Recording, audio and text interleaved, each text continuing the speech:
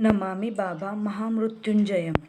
नित्य की तरह 22 मार्च मंगलवार 1955 को दर्शनार्थ में पूज्य बाबा के निवास पर संध्या समय गया और इंतज़ार में था कि द्वार खुले।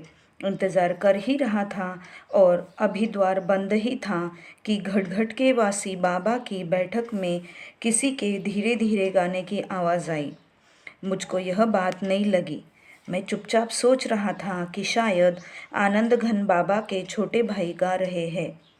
इतने में दरवाज़ा खुला और पाया कि पूज्य बाबा ही हरि हरि की लय और धुन में गा रहे हैं।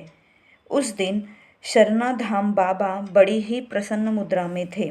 दरवाज़ा खोल परम पूज्य बाबा एक कुर्सी पर बैठ गए। मैंने साष्टांग प्रणाम किया और बाबा ने आशीर्वाद दिया, शुभमस्तु। जब मैं प्रणाम कर खड़ा हुआ तो बाबा ने एक दूसरी कुर्सी पर जो उसी पंक्ति में थी बैठ जाने को कहा। मैं बैठ गया। मेरी कुर्सी और बाबा की कुर्सी के बीच में एक छोटा लिखने वाला मेज़ था। मेरे बैठ जाने के बाद पूज्य बाबा ने आंखें बंद कर ली और चंद मिनट बाद ही बाबा का सर नीचे की ओर झुकने लगा। बाबा चश्मा पहने हुए थे। जब सर अधिक झुक गया तो मैं अपनी जगह से उठ अपने दोनों हाथों की अंजुली बनाकर उनमें बाबा का कपाल रख लिया। मेरी अंजुली से उनके सर को छूते ही बाबा जैसे नींद से जाग उठे और पूछे, कौन नगीना, कब आए? मैंने कहा, बाबा अभी तो कुछ देर पहले आया हूँ। आपको प्रणाम किया है और आपने ही उस कुर्सी पर बैठने का आदेश दिया है। बाबा ने कहा, अच्छा अच्छा, और फिर चुप हो बैठ गए। मैं भी अपनी जगह जा बैठा। पूज्य बाबा शाम की साधना करके ही बाहर टहलने जाते थे। अतः मैंने समझा बाबा अभी समाधि से उठे हैं और शायद अभी समाधि का असर समाप्त नहीं हुआ है, इसीलिए ऐसा हो रहा है। ऐसा सोच ही रहा था कि फिर दोबारा उनका सिर नीचे की ओर झुकने लगा। मेरा अनुमान विश्वास में बदलने लगा था कि इस बार उनके सिर की ओर तेजी से नीचे की ओर झुकते देखा और मैंने फिर दौड़कर बाबा के सिर के नीचे अपनी अंजुली लगा दी। जब बाबा का सिर मेरी अंजुली से लगा तो बाबा फिर सीधे हो गए और मेरी ओर देखने लगे, इस बार यह कहते हुए कि बाबा चश्मा गिर जाएगा। मैंने बाबा का चश्मा निकालकर टेबल पर रख दिया। बाबा इस बार कुछ बोले नहीं और मुझे संकेत किया कि मैं उनके चरणों में बैठ जाऊं। मैं फर्श पर बैठ बाबा की चरण सेवा करने लगा। अभी मुझे चरण सेवा करते कुछ ही मिनट हुए थे कि बाहर से दरवाजे को किसी ने खटखटाया। मैं सोचने लगा कि दरवाज़ा खोलूं कि नहीं। इतने में फिर दरवाज़ा खटखटाया और बाबा ने मुझे संकेत से ही कहा कि दरवाज़ा खोल दो। बाबा के संकेत का ढंग बहुत ही शिथिल था। मैंने उठकर दरवाज़ा खोल दिया। जो सज्जन अंदर आए वे एक वरिष्ठ गुरु भाई आचार्य तथा तत्कालीन प्रथम जनरल सेक्रेटरी थे। मैं आकर अपनी जगह बाबा के चरण में बैठ गया और वे मेरी बगल में एक कुर्सी खींच बैठ गए। मार्च का आखिरी सप्ताह था। कुछ कुछ गर्मी पड़ने लगी थी, अतः मेरे वरिष्ठ गुरु भाई जो आचार्य भी थे अपने रुमाल से मुंह हाथ पोंछ फिर से रुमाल से अपने को हवा करने लगे। पूज्य बाबा अभी बिल्कुल शांत बैठे थे और मैं बार बार यही सोच रहा था कि बाबा को क्या हो रहा है। मैं चाह रहा था कि मेरे वरिष्ठ गुरु भाई मेरी ओर मुखातिब हो कि मैं उनको बाबा की हालत पर आकृष्ट करूं, परंतु वे तो अपने को ठंडक पहुंचाने में ही लीन थे। थोड़ी देर बाद बाबा ने ही उनको बहुत ही धीमी आवाज़ में पुकारा और उन्हें संकेत किया कि वे भी मेरे साथ बाबा के चरणों में बैठ जाए। बाबा जब धीमी आवाज़ में बोले तो लगा जैसे कोई बहुत ही कमज़ोर व्यक्ति बोल रहा हो और वह भी कष्टपूर्वक। जब से मैं बाबा के चरण में बैठा तब से ही मैं बाबा का चरण पकड़े था। बाबा का चरण काफ़ी ठंडा हो रहा था। अब मेरी चिंता और बढ़ी और मैंने अपने वरिष्ठ गुरु भाई का हाथ खींचकर बाबा का चरण पकड़ा दिया। मैंने इससे पूर्व बाबा को इस हालत में नहीं देखा था, इसीलिए मेरी समझ में कुछ आ नहीं रहा था, परंतु भीतर भीतर मन घबरा रहा था। मैं साधना जगत में अभी अनुभवहीन ही था। मेरे वरिष्ठ गुरु भाई और मैं बाबा का चरण पकड़े ही हुए थे कि बाबा ने बहुत धीमी आवाज़ में कहा, आज मेरा सबसे प्रिय आचार्य और सबसे प्रिय शिष्य दोनों मेरे सामने हैं और ऐसे ही समय में मेरा संस्कार शेष हो रहा है। इससे बढ़कर सुअवसर क्या होगा। बाबा का ऐसा कहना था कि मेरे वरिष्ठ गुरु भाई फूट फूट कर रोने लगे और कहने लगे, बाबा यह आप क्या कह रहे हैं। अब तक भी मैं परिस्थिति को नहीं समझ पाया था। संस्कार के शेष होने का क्या अर्थ होता है मैं जानता नहीं था। इसीलिए मैं बाबा का चरण पकड़े भौचक्का सा कभी बाबा को देखता, कभी अपने गुरु भाई को। गुरु भाई थे कि उनका रोना बंद ही नहीं हो रहा था। अब उन्होंने रोते रोते ही कहा, अभी आपका बनाया हुआ आनंद मार्ग अपने पैरों पर खड़ा भी नहीं हो पाया है और आप शरीर त्याग देंगे तो फिर इसका क्या होगा। अब मेरी समझ में आया कि बाबा शरीर त्यागने की बात कर रहे हैं। फिर तो मेरी भी वही हालत हुई जो मेरे गुरु भाई की थी। लगा जैसे पाँव के नीचे से जमीन खिसक गई। अब हम दोनों रो रो कर बाबा से अनुनय विनय करने लगे कि वे अभी शरीर रखे। इस बीच पूज्य बाबा को कई बार कहते सुना, मुझे छोड़ दो, मुझे जाने दो, परंतु न जाने क्यों मुझे उनके चरण छोड़ने को जी नहीं चाहता था। शांति मूर्ति बाबा ने कहा, तुम सविकल्प ले लो, निर्विकल्प ले लो, परंतु मुझे जाने दो। मेरे गुरु भाई ने कहा, नहीं बाबा, ऐसा नहीं हो सकता।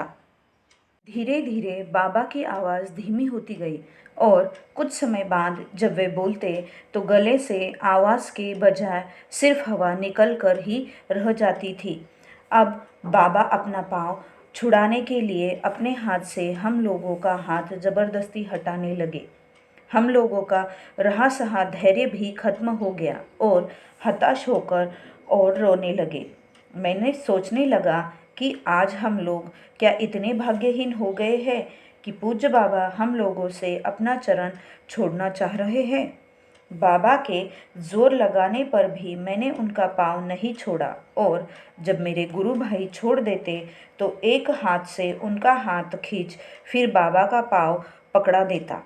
उस घबराहट और किंग कर्तव्य मूढ़ता की हालत में भी मन में एक दृढ़ भाव उत्पन्न हुआ कि जब तक बाबा को हम लोग पकड़े रहेंगे बाबा जा नहीं सकते।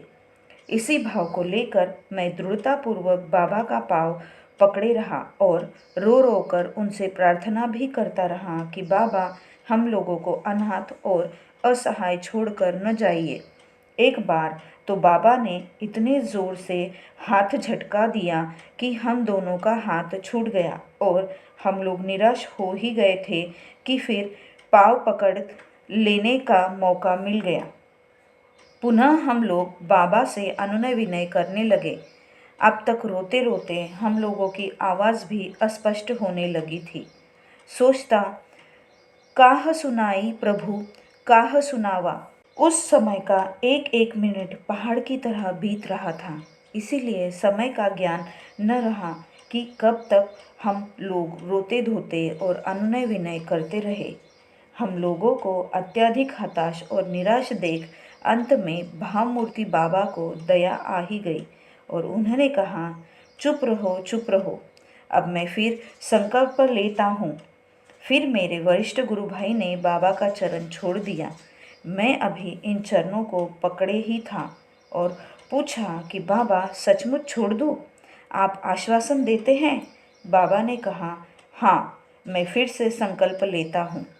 मैंने कहा कि बाबा संकल्प लंबे समय का लेंगे और यह कहते हुए दुखी मन से मैंने उनका चरण छोड़ दिया। बाबा ने मेरे गुरु भाई से कहा, तुम मुझको पद्मासन में बैठा दो उन्होंने पूज्य बाबा को कुर्सी पर ही पद्मासन में बैठा दिया और हम लोग वही हटकर बैठ गए। कुछ देर तक बाबा आंखें बंद कर पद्मासन में बैठे रहे। जब पद्मासन खोले तो मैंने पूछ दिया, बाबा संकल्प लंबे समय के लिए लिया है ना? पूज्य बाबा ने कहा, हाँ, और फिर थोड़ी देर बाद टहलने चल दिए। उस दिन बाबा के चलने की गति धीमी थी। कुछ दूर साथ चलकर मेरे वरिष्ठ गुरु भाई तो आश्रम को चल दिए और मैं बाबा के साथ चला। कुछ दूर चलने के बाद पूज्य बाबा फिर हरी हरी बोलने लगे। मैंने पूछा, बाबा आज आप हरी हरी क्यों बार बार बोल रहे हैं? पूज्य बाबा ने कहा, हरि मेरा इष्ट मंत्र है और मैंने पिछले 3 शरीर इसी मंत्र को गा गा कर छोड़े हैं, इसीलिए यह मंत्र बार बार बोल रहा हूँ।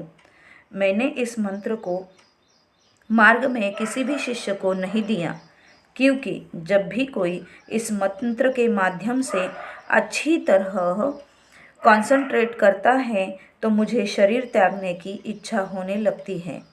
मैंने कहा, बाबा अब तो इस मंत्र को न बोले, क्योंकि आपने संकल्प ले लिया है।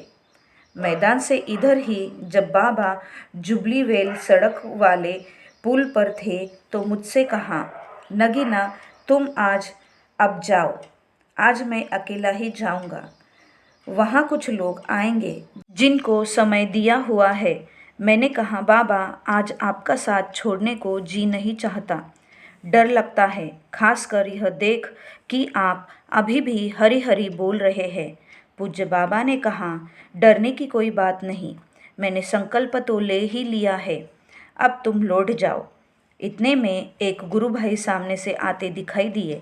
मैंने उनसे कहा, आप जहाँ तक हो पूज्य बाबा के साथ जाएं और रहे, परंतु एक बात ख्याल रखोगे कि जब भी कभी बाबा हरी हरी बोले तो आप पूज्य बाबा से आग्रह करेंगे कि बाबा अभी इस मंत्र को नहीं बोले। वे सज्जन अच्छा कहकर पूज्य बाबा के साथ हो लिए और मैं लौट आया। रात के करीब 10 बजे वह सज्जन लौटे और मैंने जब पूज्य बाबा का हालचाल पूछा तो उन्होंने कहा कि बाबा तो आज खूब हरी हरी गाते रहे। पहले तो आपके कहे मुताबिक मैंने मना किया, फिर मुझको भी अच्छा लगने लगा तो मैं भी चुप होकर सुनने लगा। मैंने उनको कुछ तेज़ आवाज़ में कहा कि जब आपको मैंने कहा था कि जब भी बाबा हरी हरी बोले तो आप उनको आग्रह करेंगे कि वे इस मंत्र को न बोले, तो आपने मना क्यों नहीं किया? कैसे आपके ऊपर भरोसा किया जा सकता है?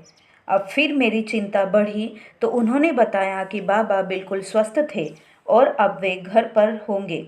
रात में तो यही चिंता करता सो गया कि न जाने बाबा की कैसी तबीयत है। सुबह फिर आश्रम गया तो एक वरिष्ठ गुरु भाई शिव कुमार जी ने बताया कि सुबह उनको पूज्य बाबा का दर्शन हुआ है और बाबा बिल्कुल ठीक है। दूसरे दिन शाम को मैं पूज्य बाबा के निवास पर प्रणाम करने गया और उनके साथ टहलने भी मैदान तक गया। आज भी उनके टहलने की गति धीमी थी, फिर भी संतोष हुआ कि पूज्य बाबा अब ठीक है।